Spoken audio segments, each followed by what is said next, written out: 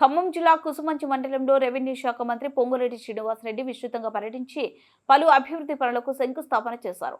ఈ సందర్భంగా ఆయన మాట్లాడుతూ రాష్ట్రం ఆర్థికంగా ఇబ్బందుల్లో ఉన్న సంక్షేమాలన్నీ ముందుకు తీసుకుపోతున్నామన్నారు. ప్రతి గ్రామంలో సీసీ రోడ్డు పూర్తి చేసుకున్నామని ఆయన అన్నారు. అర్హులైన పేదలకు మాత్రమే ఇందిరమ్మ ఇల్లు ఇస్తామని ఆయన తెలిపారు. ఎన్నికల్లో ఇచ్చిన హామీలో ఇప్పటికే కొన్నింటిని అమలు చేస్తున్నామని, మిగతా వాటిని కూడా త్వరలోనే అమలు చేస్తామని ఆయన చెప్పారు. నిరుపేద ప్రజలు ఎవరూ అధైర్యపడకూడదని మంత్రి స్పష్టం చేశారు.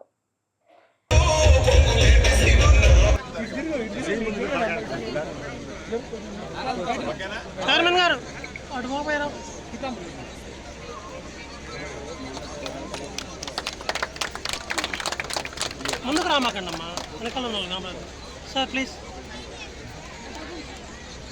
Okay sir. వీళ్ళతో వచ్చిన తర్వాత రాష్ట్ర ఆర్థిక పరిస్థితి బాగలేకపోయినా ఇచ్చిన ప్రతి మాటని నెరవేర్చాలని తపనతో గౌరవ ముఖ్యమంత్రి రేవంత్ రెడ్డి గారి నాయకత్వంలోని మన ప్రభుత్వం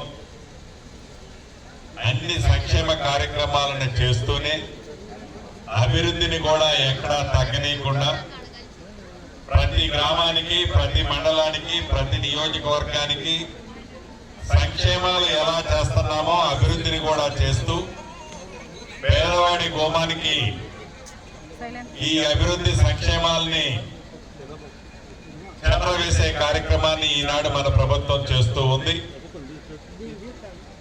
ఎన్నికల ముందు ఇచ్చిన హామీల్లో కొన్నింటిని పూర్తి చేశాం, ఇంకా కొన్ని చేయాల్సిన అవసరం ఉంది. తప్పకుండా ఇచ్చిన ప్రతి మాటని నెరవేరుస్తూ మన నేలపట్ల గ్రామానికి కూడా అంతర్గతంగా ఇళ్ల ముందు ఉండే సిమెంట్ రోడ్లు ఇప్పుడైన వాటితో కలిపి పెద్ద ఎత్తున చాలా వరకు చేసుకున్నాం. ఇంకా కొద్దిగా అవసరం ఉంది. వర్షాకాలం వచ్చే లోపే వాటిని కూడా ఈ సీజన్ లో పూర్తి చేసే కార్యక్రమాన్ని చేపట్టుకుంటున్నాం. గ్రామంలో హైటెన్షన్ లైన్లు ఉంటే ఇళ్ల మీద వాటిని కూడా తీసేసే కార్యక్రమాన్ని చేపట్టుకున్నాం. ఇంటర్నల్ గా ఒక గ్రామానికి వీలైనన్ని రింగ్ రోడ్లు పూర్తి చేసుకున్నాం.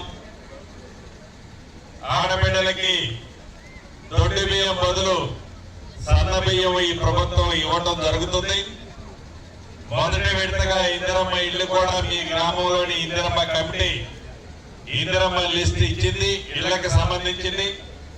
దాన్ని కూడా రేపు గాని ఎల్లుండి గాని లబ్ధిదారులకి ఫైనల్ చేసి మీ గ్రామంలోనే బోర్డు పెట్టి పేదవాళ్ళలో బహుపేదవాళ్ళకి ఇచ్చే కార్యక్రమాన్ని శ్రీకారం చుట్టుకుంటున్నాం. ఇంకా గ్రామంలో అర్హులైన పేదోళ్ళు ఇల్లు కట్టుకోవాల్సిన వాళ్ళు ఉన్నారు.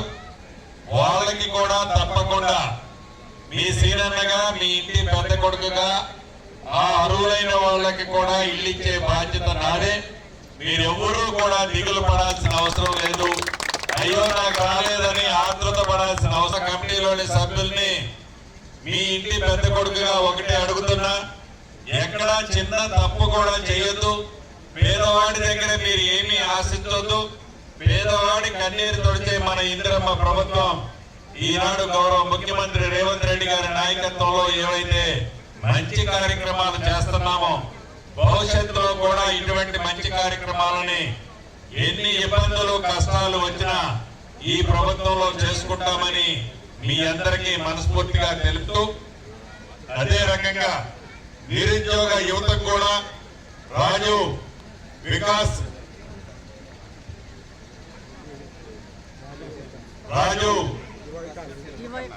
కింద ఈ జిల్లాలో ఈ నియోజకవర్గంలో సుమారు 3,500 మందికి 50,000 నుంచి 5 లక్షల రూపాయల వరకు ఆర్థిక సాయం చేసే కార్యక్రమాన్ని కూడా చేపట్టుకుంటున్నాం.